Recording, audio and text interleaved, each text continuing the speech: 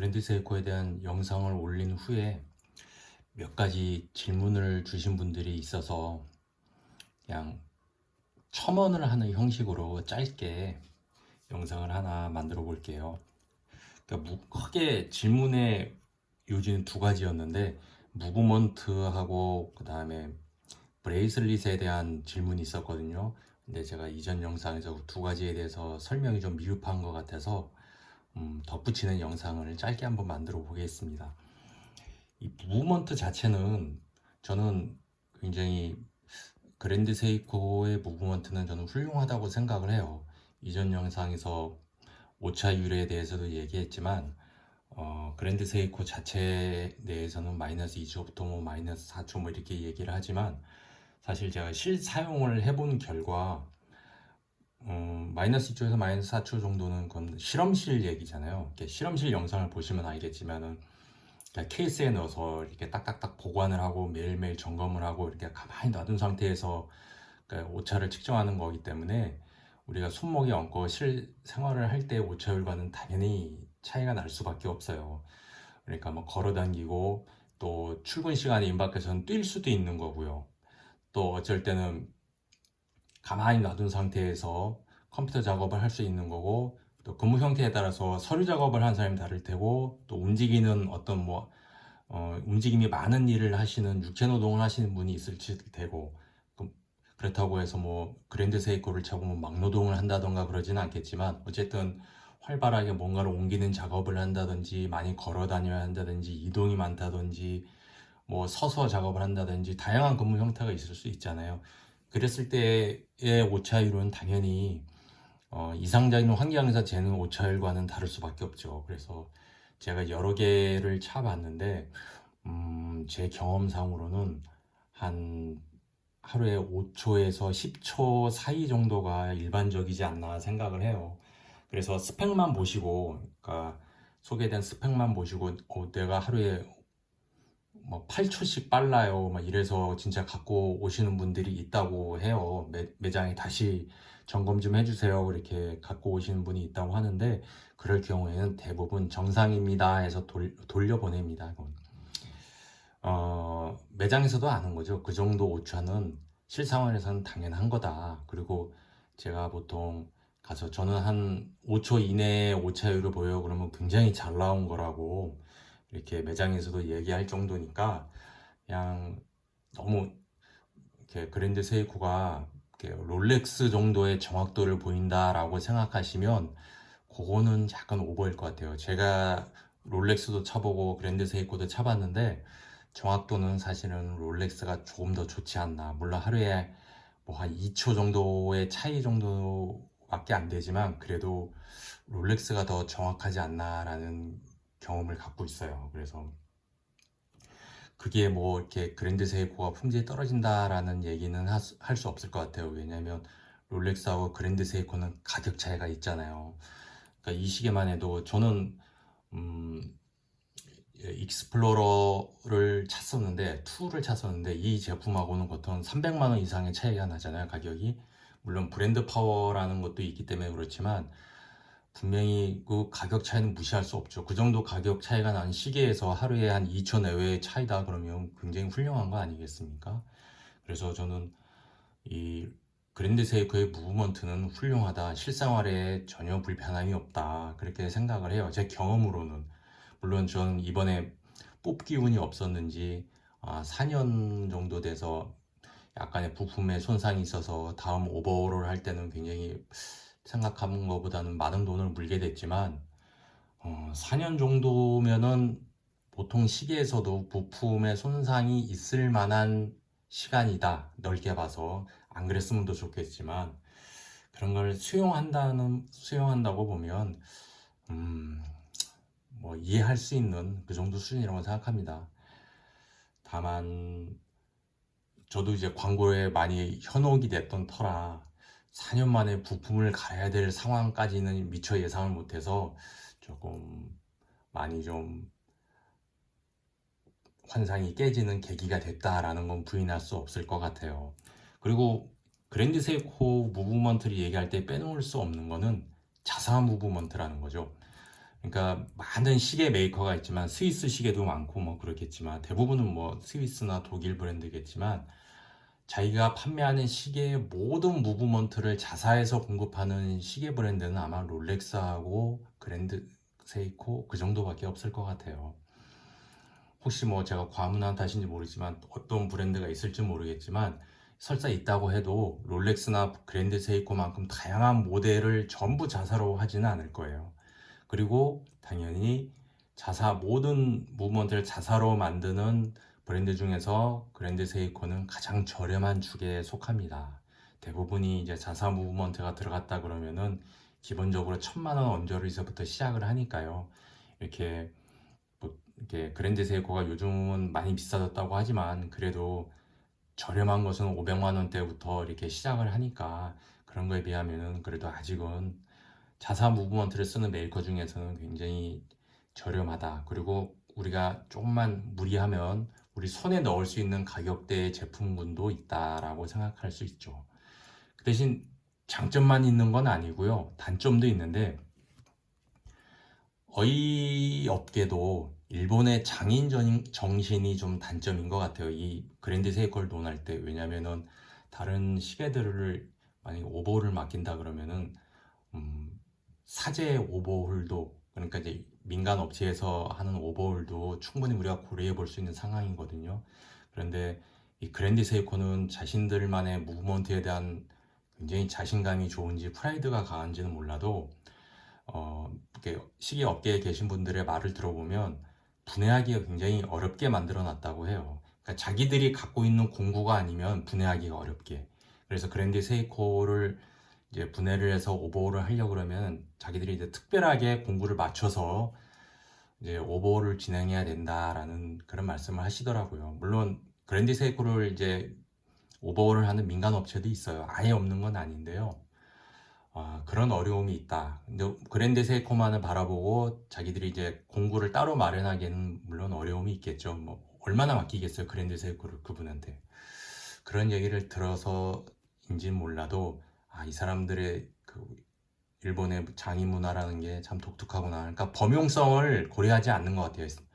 내가 만든 내 마음, 완벽에 다다르고자 하는 내 정신 이런 것을 알아주길 원하는 거지 소비자에 대한 편의성, 범용성 그런 거는 좀 덜한 것 같아요.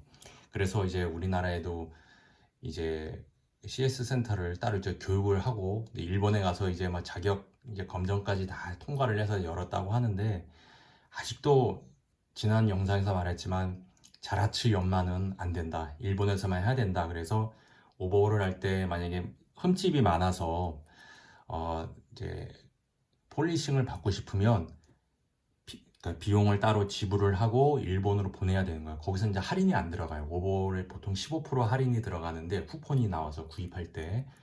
근데 자라츠 연마 비용은 할인이 안 되고 따로 비용을 내서 일본에 보내야 되는 거예요. 이 모델 같은 경우에는 요 모델은 자라치 연마가 들어갔잖아요. 이렇게 헤어라인하고 이렇게 구분이 되는 이런 자라치 연마가 들어간 모델이지만 이런 거를 만약에 제가 폴리싱을 한다 그러면 이해가 가요. 그런데 요 모델 같은 경우에는 자라치 연마가 없고 전체가 유광이잖아요. 그러니까 이제 광만 내면 되는 거예요. 이렇게 어렵지 않은 건데도 불구하고 역시 일본으로 보내서 직접 본사에서 수행을 해야 된다라는 말을 들었어요. 그래서 굉장히 장점이지만 이 장점을 유지하기 위해서는 각별한 노력이 필요하다는 점. 그러니까 그 비용도 들겠죠, 물론. 그래서 전에도 말했지만 어디 부딪히거나 패이거나 자잘한 이렇게 흠집이 날 때마다 굉장히 멘탈 건강이 굉장히 안 좋아질 수 있다는 점. 보긴 좋지만 아름다움에는 책임이 따릅니다, 여러분. 그래서 마냥 좋지는 않은 것 같아요. 근데 보기는 참 이쁘죠. 그리고 두 번째로 많은 질문이 어떤 거였냐면 이 브레이슬릿에 관한 거였는데요. 제가 이 그랜드 세이코를 중고 거래하면서 보통 중고 거래하려면 사진을 올리잖아요. 그래서 그랜드 세이코 사진을 딱 쿼츠였는데 올렸는데 이제 브레이슬릿은 이제 같은 거죠. 그랬는데 그 문의할 게 있다 그러면서 온 거예요. 그 뭐냐 그랬더니 원래 이렇게 브레이슬릿 간격이 넓으냐 아니면 오래 차서 늘어진 거냐 그렇게 물어보더라고요. 근데 그랜드 세이코는 이렇게 브레이슬릿 간격이 넓어요. 그러니까 제가 직접 차본 결과로는 이렇게 정말 짱짱한 느낌을 주는 이 브레이슬릿은 롤렉스가 최고인 것 같아요. 정말 튼튼한 수갑을 차는 느낌? 그 덕분에 굉장히 좀 한 2시간이 넘어가면 불편하죠. 손목에 자꾸 무리가 가는 것 같고 자꾸 시계를 풀고 싶어지고 막 그런 느낌이 있는데 이 그랜드 세이코 같은 경우에는 그렇게 못 만들어서 그렇게 하는 게 아니고 좀 시계에 대한 좀 철학이 다른 것 같아요. 롤렉스 같은 거 하고는. 왜냐면 이 그랜드 세이코 같은 경우는 아무래도 이전 영상에도 얘기했지만 사무직, 그러니까 중견 뭐 간부급을 이제 타겟으로 하다 보니까 오래 차고 있어야 되잖아요. 그리고 이 셔츠 소매 속에서 계속 있어야 되는 거고, 그러니까 착용감을 굉장히 중시해요. 이렇게 딱딱따닥 붙어서 짱짱하면은 불편하지만 이렇게 간격을 벌려놓으면 부드럽게 손에 감기는 느낌이 나죠. 그래서 찰 때 유들유들하고 굉장히 편합니다. 물론 시계를 안 찬 것 같이 편해요, 그런 건 아니죠. 그런데 확실히 롤렉스보다는 몇 시간 더 버틸 수 있어요.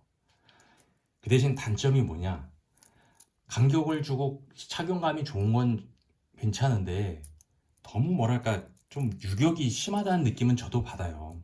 특히 이 잠금 장치가 이렇게 하나로 되어 있잖아요. 그래서 딱 잠근 상태에서도 흔들어 보면 잠금 장치가 흔들흔들 해요. 그래서 견고한 느낌을 주질 않아요. 시계 자체가 딱 잠갔을 때 손목에 견고하게 딱 맞는 그 느낌, 그런 느낌이 있어야 되는데 그런 느낌은 좀 부족하죠. 그러니까 약간 편하게 찰 수 있다, 착용감이 좋다, 그런 건 장점인데 견고하다, 신뢰감을 준다, 그런 느낌은 부족하죠. 그리고 그랜드 세이코의 가장 소비자 불만 순위가 뭐냐면 요 가죽의 질이 좋지 못하다는 거, 그 만듦새가 좋지 못하다는 거, 항상 그러니까 지적이 되는 부분이에요. 이렇게 새로 된 브레이슬뿐 아니라 가죽도 마찬가지입니다. 이렇게 보시면 디버클이잖아요. 그러니까 디버클은 딱 잠그고 이렇게 된 상태가 디버클이고, 우리가 허리띠 생각할 수 있는 거 있잖아요. 그러니까 풀려서 이렇게 딱 완전히 풀리는 거, 허리띠, 그거는 핀버클이라고 하죠. 근데 그랜드 세이코에서는 핀버클은 만들지 않습니다. 디버클만 나와요, 오직. 그래서 디버클의 장점이 뭐냐, 손목에 딱 걸고 풀었을 때 손목 완전히 이렇게 떨어지지 않고 둥그런 원 형태를 유지하니까 버클을 풀었을 때 바닥에 떨어지질 않아요. 의외로 이 낙하 사고가 많이 납니다. 핀버클 같은 경우에는 풀르는 경우 허리띠처럼 완전히 풀러지기 때문에 아차하는 순간 바닥에 떨어져요. 그런데 디버클은 그런 걸 막아주죠. 그래서 그거는 굉장히 좋아요. 안심하고 시계를 풀 수 있거든요. 신경 안 써도 되고.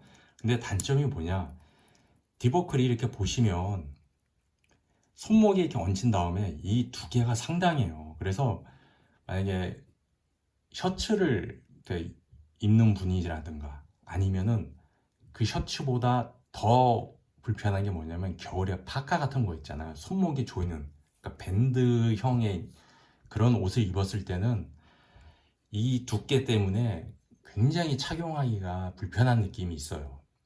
그러니까 핀버클 같은 경우에는 손목에 딱 달라붙으니까 좀 두께감이 덜한데 디버클밖에 없기 때문에 보시면 손목 말고도 굉장히 공간을 많이 차지하죠. 그래서 옷 소매에서 잘 안 들어가요. 셔츠 같은 경우도 그렇고 파카 같은 경우도 그렇고. 그래서 겨울철에 차기 불편하고 또 셔츠는 셔츠대로 불편하고 그런 점이 있어요. 그래서 핀버클, 디버클을 좀 선택하게 해주면 좋을 텐데 그런 점은 없이 오직 그랜드 세이코엔 역시 일본인답게 우리가 선택한 게 옳아, 판매자는 적응하면 돼, 이런 정신이 충만합니다. 그래서 디버클밖에 안 나와요. 그리고 아까 말했다시피 가죽 벨트, 이 가죽의 질은 그다지 만듦새도 그렇고 그다지 좋지는 못합니다. 판매처에서도 사제로 만들 거를, 그러니까 만약에 이게 해지고 그러면 따로 주문하면은 일본에서 만들어서 보내주나요? 그랬더니 그러더니 사제로 하나 맞추시는 게 하면서 말끝을 흐리더라고요. 그러니까 평이 그다지 좋지를 않은 거예요. 가죽의 질도 그렇고 또 착용감도 그렇고 만듦새도 그렇고 사실은 이게 이 가죽 이 손목 가죽 띠는 이게 별로입니다. 예. 제가 여담입니다만 아스트론을 착용했었는데 그때는 이 가죽 이 접착한 부분이 떨어지면서 벌어져 가지고 제가 본드로 붙여서 차고 다닌 적이 있었어요. 그거를 매장에 가서 AS를 신청했더니 AS가 안 된다고 가죽을 통째로 다 갈아야 되니까 새로 사야 된다는 거죠, 이 가죽을. 그래서 할 수 없이 제가 순간 접착제로 붙이고, 아니요, 50 본드였나 돼지 본드였나 그걸 제가 붙여가지고 다니다가 결국은 그것도 중고 시장에 내놓고 판 경험이 있어요. 그만큼 이렇게 품질은 가죽에 대한 품질은 좋지 못합니다. 그래서 그랜드 세이코가 디자인이 아름답고 그 다음에 또 무브먼트도 신뢰성이 있고 또 자사 무브먼트라 또 개성도 담보되고 여러 가지 장점이 있지만 요것을 벗어난 부분, 요 브레이슬릿 부분은 그다지 품질이 좋지 못하다는 거. 디자인도 그렇고요. 디자인도 사실은 그렇게 아름답지는 못하죠.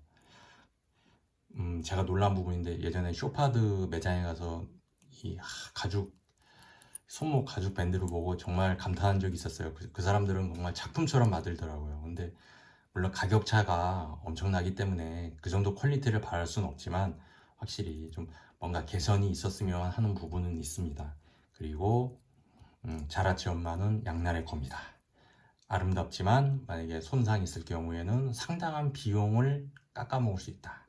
그 점을 제가 다시 한번 말씀을 드립니다. 그래서 전체적 총평을 하자면 믿을만하고 한번 일생에 한 번은 차볼 만한 브랜드라고 생각을 해요. 또 가격대가 지금 많이 오르긴 했지만 아직까지는 그나마 우리가 조금만 무리하면 손에 넣을 수 있는 브랜드 중에서는 가장 퀄리티가 좋은 그런 제품이 아닌가 생각을 합니다.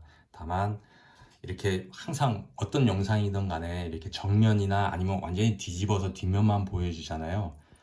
이렇게 측면을 잘 보여주진 않아요. 근데 측면을 보면 상당히 두껍습니다. 그래서 가면 영상을 봤을 때와 실제로 보고 내 손목에 올렸을 때 괴리감이 큰 브랜드 중에 하나가 이 그랜드 세이코예요. 그러니까 저는 살 때 항상 사진에 혹하지 마시고 꼭 매장을 방문해서 마음에 드는 브랜드가 있으면 실제 차보고 심사숙고해서 결정하시라. 왜냐면 그랜드 세이코는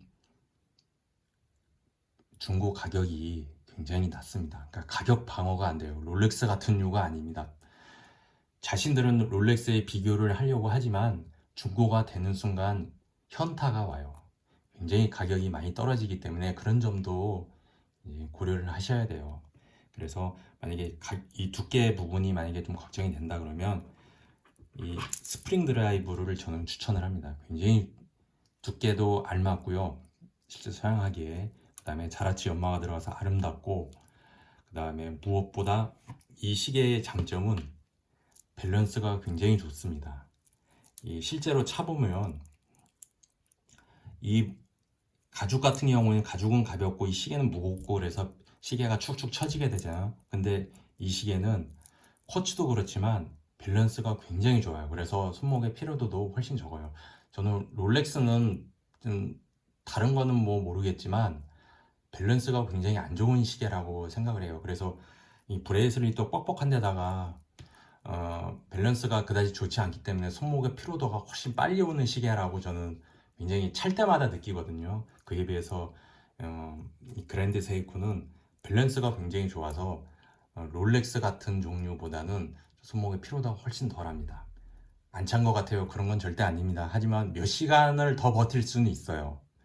그 정도로 밸런스가 좋기 때문에 굉장히 잘 나온 시계예요. 무게감도 좋고 무겁지 않고. 그래서 만약에 이렇게 기계식 시계에 대해서 굉장히 불편함을 느끼시는 분이 있거나 그러면 완전 커츠도 난 싫어 그러면은 이 하이브리드 제품인 스프링 드라이브를 저는 추천합니다. 이거 굉장히 찰만해요. 좋아요. 굉장히 이렇게 뭐랄까 인디게이터가 달려 있어 가지고 이렇게 실사용하기도 굉장히 좋아. 사실은 이게 굉장히 편하거든요. 이게 도대체 내 파워 리저버가 얼마나 남았나 내가 몰라가지고 아침에 월요일 아침에 나가려고 그러면 시계 멈춰 있고 기계식 시계 같은 경우 굉장히 짜증 나잖아요. 그런데 이렇게 파워 리저버를 보여주면 지나가다가도 훑기 보고 얼마 안 남았네 그러면 바로 태워 감아놔서 다음날 아침에 무리 없이 찰 수 있고 굉장히 편하더라고요.